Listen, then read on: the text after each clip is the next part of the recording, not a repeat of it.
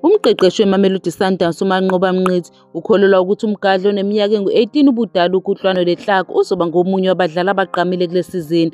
Lo mdlali owazalelwe eSoweto ujoyine iSundowns esuka ku-School of Excellence ngonyaka odlule, waphinde wadlala okwesibili eqenjini elikhulu elibhekene neStellenbosch FC emdlalweni womlenze wokuqala owandulela wamanqamu e-M10 8 ngoLwesithathu ebusuku. Umnqithi uthi ngeke anqene ukuphonsa lo mfana ekugcineni. Ngingaqinisekisa ukuthi uzoba ngomunye wabadlali abavelele kule sizini.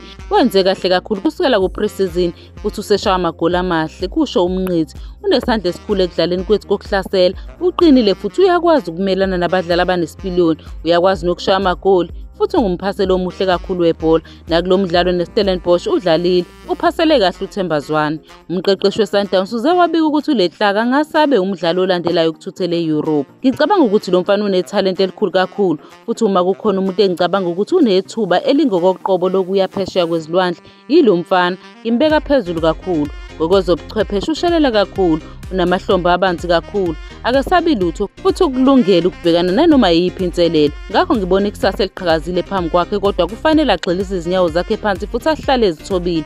Nathi kumele simsize ngalokho ngoba ngiyakholwa ukuthi uma engakwenza lokho maningi kakhulu amathuba okuthi abe yimpumelelo kuSundowns.